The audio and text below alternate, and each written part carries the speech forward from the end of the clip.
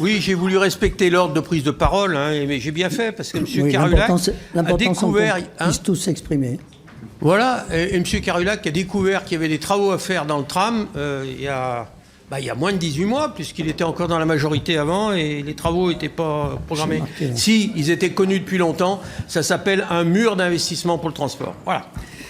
Le rapport 5 de notre Conseil devrait être le support d'un débat sur les orientations budgétaires de l'année 2026. Alors, beaucoup a été dit, mais je vais quand même. Durant tout le mandat écoulé, il n'a toujours été qu'un plaidoyer pour justifier les options non négociables d'une majorité hermétique au dialogue. Nous avions pourtant tordu des perches, comme sur ce qui aurait pu être une évaluation des politiques menées, Jacques Guarino, c'était là-dessus, ou le budget vert.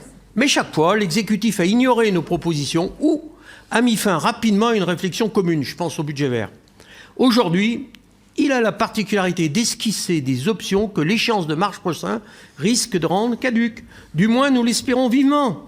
Il apparaît donc comme un exercice de fiction en cette fin de mandat chaotique. Ceci étant, on doit admettre que le contexte est difficile pour établir des prévisions. Le projet de loi, la PLF, comme ils disent, n'est toujours pas adopté de la loi de finances. Le contexte économique national et international est très incertain. Et là, j'évoque la situation géostratégique, parce qu'elle nous impacte, et pour le moins compliquée. Tout cela avec des effets d'un changement climatique dévastateur que l'on ne peut plus ignorer.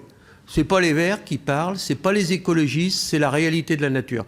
La goutte froide de Rive de Gier a dû vous rappeler les choses. Alors que la situation décrite conduit à devoir fixer des choix et établir des priorités, il nous est proposé une gestion au fil de l'eau.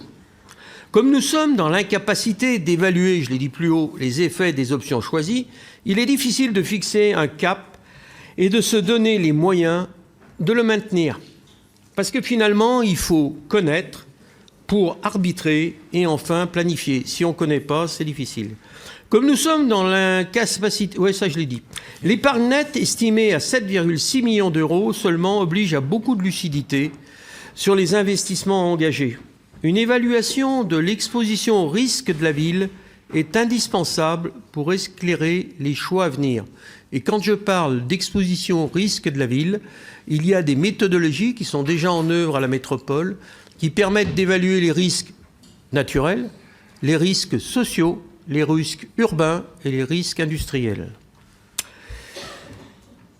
En conclusion, le groupe Le Temps de l'écologie votera contre ce rapport.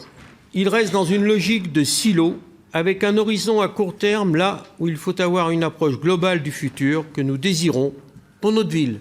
Je vous remercie.